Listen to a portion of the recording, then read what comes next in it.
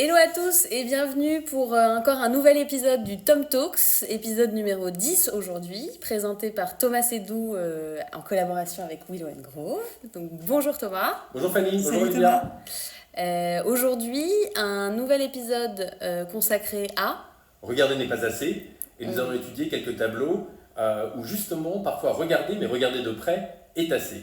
Et le premier tableau dont j'aimerais vous parler aujourd'hui, c'est un tableau absolument magnifique de Henri Matisse, qui a été peint en 1910, donc tout proche des Coucous de Matisse dont on a parlé dans la bande Saint-Laurent la semaine dernière, et qui est une composition cette fois-ci très très grande, qui fait pratiquement 2 mètres carrés, et qui se trouve au musée Pouchkine, en Russie. Parce qu'il a été acheté, ce tableau, directement à l'artiste, par un de ses grands mécènes de l'époque, donc Chouchkine, dont il y a eu une exposition à la Fondation Vuitton il y a 2 ans, je crois environ, qui était absolument magnifique. Et comment des Russes ont déjà accès au travail de Matisse Il venait à Paris, comme venait son confrère et concurrent Morozov, et comme venait également des États-Unis, cette fois, le docteur Barnes, et tous les trois étaient les grands mécènes de Matisse, à tel point que Henri Matisse n'a jamais eu le besoin d'avoir une galerie en exclusivité. En 1910, l'année où il peint ce tableau, il signe avec la galerie Bernheim Jeune. C'est sous la condition qu'il donnerait le premier choix, non pas à la galerie Bernheim,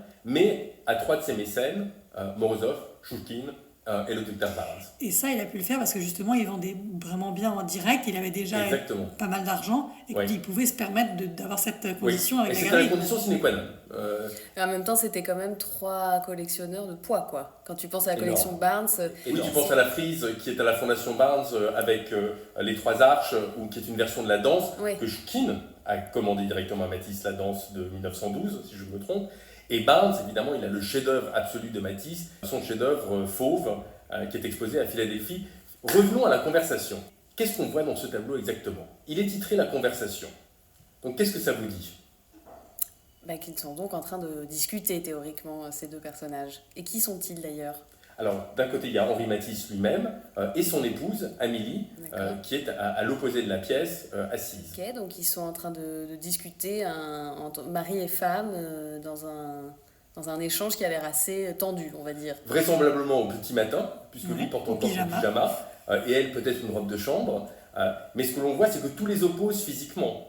Non seulement la distanciation entre les deux, qui est très à propos en ce moment, mais aussi le fait que lui est en pyjama, vertical, droit comme un i, avec des rayures qui renforcent sa verticalité, et elle est tout en rondeur, assise, presque prisonnière, adossée à sa chaise, presque prisonnière de sa chaise.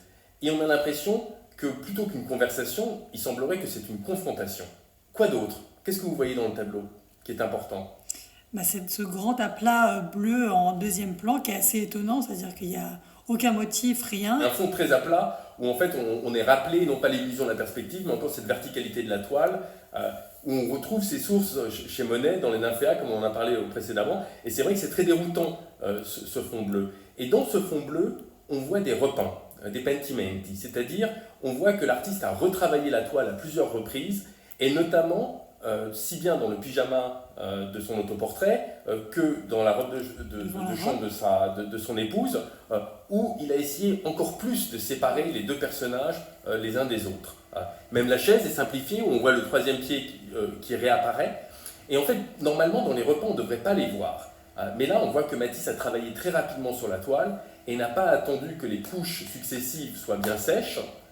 Et donc elles ont séché l'une sur l'autre, elles ont créé la craquelure, c'est pour ça qu'on les voit aujourd'hui. Plusieurs historiens d'art ont suggéré qu'il y avait autre chose visuellement identifiable qui allait confirmer la thèse de la confrontation plutôt que la conversation. Quel est-il? Tu veux vraiment qu'on donne la réponse ou oui. C'est plutôt toi qui vas la donner? Non. Non. Exactement, non. Dans la balustrade, il semble qu'il y ait écrit dans la balustrade le mot non. Et qui conforterait justement la thèse de la confrontation entre les 2 personnages. Mais il y a une chose plus importante, je trouve, que ce nom, il peut être vu comme une chose physique entre les 2, mais aussi de façon symbolique. On a l'impression que c'est aussi un nom sur l'œuvre de Matisse même, parce que ce nom de la balustrade, encore une fois, renforce la verticalité, et on voit qu'on a l'impression que c'est une négation de l'œuvre de Matisse, d'un point de vue psychologique. Ce qu'on voit également, et ce que l'on sait également, c'est qu'en 1909, Matisse déménage pour Issy-les-Moulineaux, et dans son jardin se fait construire un atelier au fond de son jardin qui est peut-être le bâtiment qu'on voit à travers la fenêtre en haut.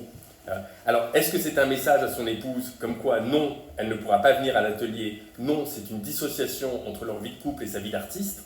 Tout au long de la carrière de Matisse, Amélie et lui vont vivre des vies parallèles. Ils ne vont pas vraiment vivre ensemble, et à un moment donné, pendant la Seconde Guerre mondiale sous l'occupation, Amélie va être arrêtée même par la Gestapo pour fait de résistance, et Matisse va le vivre concerné, certes, par son épouse, mais pas vraiment au point de remuer terre et ciel pour essayer de la récupérer. Mais c'est clair que rien n'est accidentel dans ce tableau, et que clairement, tout a l'air d'opposer ces deux personnages.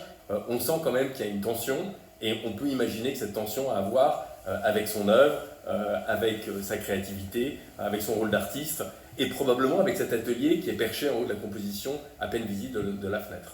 Second tableau dont j'aimerais vous parler aujourd'hui, c'est un tableau de George Stubbs, qui se trouve à la National Gallery de Londres, et qui est le fameux portrait de Whistlejacket de 1761. George Stubbs est considéré comme le peintre animalier le plus important de l'histoire de l'art, peut-être avec Géricault, qui commençait à peindre des chevaux absolument extraordinaires. Et là, ce tableau, qui paraît inhabituel, est un chef-d'œuvre absolu, que l'on voit quand on monte dans la National Gallery, on monte les escaliers principaux, et on tourne à droite vers les salles des tableaux anciens, et on tombe nez à nez avec ce tableau qui est gigantesque, qui est presque grandeur nature. Et que représente-t-il? Whistlejacket. Whistlejacket, exactement. Donc Whistlejacket est un étalon pur sang, moitié turc, moitié arabe, très très connu en Angleterre. Il faut avoir gagné toutes les courses dans lesquelles il a été engagé. Et le cheval venait d'être vendu, l'étalon, au marquis de Rockingham, qui a décidé de demander à son ami George Stubbs d'en peindre le portrait et de dépeindre son cheval. Et la légende dit, pendant très très longtemps, quand le tableau a été peint, tout le monde l'a considéré comme un tableau inachevé. Parce que qu'est-ce qu'on remarque, c'est que tout le fond, cette fois-ci, c'est même pas des aplats, c'est carrément pas peint du tout. C'est la toile vierge. C'est la toile vierge. La toile est vierge. Ce qui n'existe pas en 1762 de faire exactement. Ça. Et on dit que le marquis de Rockingham, au début, avait demandé à Stubbs d'en faire un portrait équestre, un portrait du roi. Que le roi George III, roi de l'époque d'Angleterre, devait figurer sur Whistlejacket et que c'était prévu comme ça. Mais qu'au dernier moment, lors d'une visite de l'atelier par le marquis, quand il a vu la beauté du cheval et son côté vivant, naturel et d'une précision absolument exceptionnelle, il a dit « on laisse comme ça, c'est un hommage à Whistlejacket ». Et donc le tableau a été considéré comme fini et terminé par Stubbs en cassant tous les codes acceptés de l'époque. Non seulement ce n'était pas terminé, mais également d'avoir un cheval comme un sujet principal d'un tableau, sans contexte, c'était complètement inhabituel pour l'époque. 300 ans plus tard, c'est considéré comme un des plus grands tableaux de la National Gallery. Donc dans le thème « Regardez et tassez », je vous propose deux tableaux de Pablo Picasso, Le jeune homme et son cheval, qui est un tableau de 1905 et qui est au MoMA à New York, et un autoportrait à la palette, qui sont deux œuvres très importantes et qui ont une année d'écart. Et là aussi, dans ces deux œuvres, on voit que regarder est assez. Et si on regarde bien, qu'est-ce qui manque? Les rênes du cheval. Les rênes du cheval, absolument. Et le pinceau. Et le pinceau du peintre. Et pourquoi? Est-ce que c'est un oubli de la part de l'artiste? Sûrement pas. Sûrement pas. Effectivement, non. Ça ne peut pas être un oubli de l'artiste. C'est pas possible. Donc pourquoi est-ce qu'il ne peint pas les rênes? Et pourquoi est-ce qu'il ne peint pas le pinceau? Parce qu'après tout, quelque chose. Est-ce qu'on peint vraiment avec un pinceau ou est-ce qu'on peint avec sa tête? Est-ce qu'on domine un cheval avec des rênes et avec la force ou avec son esprit? C'est un peu la proposition que nous fait Picasso. Et je trouve que le fait que la gestuelle du petit garçon, par exemple, du jeune garçon, où on a l'impression qu'il tient les rênes, montre cette volonté intellectuelle de dominer son cheval. Et de la même manière, même si les couleurs sont sur la palette de Picasso, Picasso n'a pas besoin d'un pinceau pour peindre parce que tout se passe dans sa tête. On oublie en fait, quand tu regardes la composition, tu mets du temps presque à voir qu'il n'y a pas de rêne. En fait, tu le vois avec son geste, tu es convaincu que les rênes sont là, et tu es convaincu aussi que Picasso doit avoir un... tu vois très bien qu'il se représente en tant que peintre en tout cas. Oui. Donc parfois les tableaux, en les regardant de près, on ne peut pas toujours comprendre ce qu'ils représentaient à l'époque où ils ont été peints. Et pour ça, je vous propose une nature morte de Gustave Caillebotte, qui est Les pâtisseries, et qui représente à ma connaissance la première représentation d'un éclair au chocolat ou au café, je ne suis pas trop sûr. Les deux. Les deux d'ailleurs, dans l'histoire de l'art. la première et la dernière, non? Parce que je sais pas si on a... Non, pas du tout. Il y a l'artiste californien Wayne Thiebaud qui a peint de et certainement des éclairs au chocolat. D'accord, ok, my bad. Et ce qui est intéressant, c'est de savoir pourquoi est-ce qu'il aurait peint ça. Pourquoi est-ce que Caillebotte nous présente des pâtisseries. Une série de tableaux qu'il a peints à la fin de son séjour à Paris, avant de quitter Paris pour Gennevilliers, où il va s'installer définitivement dans le milieu des années 80. Et ce qu'on ne comprend pas, et ce qu'on ne peut pas savoir aujourd'hui, c'est qu'à l'époque, les vitrines de Paris avaient complètement changé par l'invention du verre moderne qui permettait de faire des grandes surfaces vitrées au lieu des petits carreaux. Et donc est arrivé les fameuses vitrines parisiennes qui n'existaient pas auparavant. Et qui pour nous sont tout à fait banales. Sont tout à fait banales. Et là, ce qu'on regarde, c'est justement un souvenir de Caillebotte avant de quitter Paris, qui s'extasie sur ces grandes vitrines alléchantes et qui montrent toutes les bonnes choses de Paris. C'est la première fois en plus que les commerçants du coup me faisaient des petites mises en scène pour que de la rue t'aies envie de rentrer, etc. Donc chef-d'œuvre absolu du musée de Chicago, le Seurat, dimanche après-midi à la Grande-Jatte. Seurat est un peintre qui a fait très peu de chefs-d'œuvre. Il a fait que 7 ou 8 compositions et tout le reste de son œuvre, c'est des études sur bois ou sur papier. Et son chef-d'œuvre absolu, c'est dimanche après-midi à la Grande-Jatte. Et là, regardez est assez. Quand on regarde cette composition, qui évidemment utilise la technique du pointillisme, donc c'est vraiment point par point, juxtaposant les couleurs primaires les unes aux autres. Qu'est-ce qu'on voit dans le sujet qui est pertinent et qu'est-ce qu'on remarque dans cette composition totalement inhabituelle et novatrice pour son époque? Déjà, les parcs et jardins sont ouverts. Oui, les gens sont très proches les uns des autres. Déjà, on le remarque. On le remarque. Il n'y a que des femmes? Non, il n'y a pas que des femmes. Mais quel est le point commun de toutes les femmes? Elles ont leur parasol, c'est ça, non? Non. Elles sont toutes habillées de la même façon? Elles sont toutes habillées de la même façon. Elles sont toutes habillées de la même façon, oui, de profil ou de face, mais elles sont toutes en silhouette si tu veux. Mais ce qui est intéressant, c'est qu'elles se différencient les unes des autres par les attributs qu'elles ont.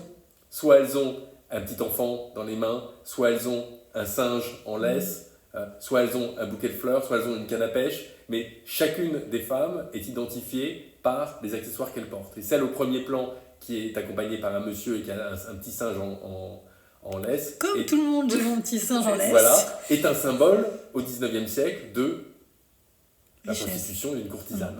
Et donc ça, c'était une courtisane. Le petit singe, ouais. Comme le petit chat, le petit animal de compagnie, c'est le truc de et donc, on voit ce que Seurat nous dépeint, c'est un dimanche après-midi à la Grande-Jatte, avec effectivement toutes les différentes couches sociales de la société qui sont représentées, non pas par les individus, mais par les attributs qu'on donne à toute la gente féminine qui est systématiquement représentée de la même manière. Et c'est ça que Seurat a décidé de peindre, et qui n'est pas évident à voir parce qu'on est tellement omnibulé par sa technique du pointillisme qu'on ne voit pas forcément les subtilités du sujet. Parfois, regarder est assez, si bien dans ce que le tableau contient que ce que le tableau ne contient pas, et qui sont dans les deux cas des choix spécifiques de l'artiste et que l'artiste a essayé de communiquer au spectateur. Mais c'est intéressant aussi de voir qu'en fait, parfois, tu peux ne pas te rendre compte de ça non plus. C'est-à-dire que tu peux très bien regarder le tableau de Matisse sans voir qu'il y a écrit nom dans la barrière. Tu peux très bien regarder le tableau de Picasso sans même réaliser qu'il manque le pinceau. Donc il suffit de regarder, mais c'est quand même mieux quand tu nous expliques. Voilà. Merci beaucoup Thomas. Merci Lydia, merci Fanny, et à la semaine prochaine. Ciao. Bye.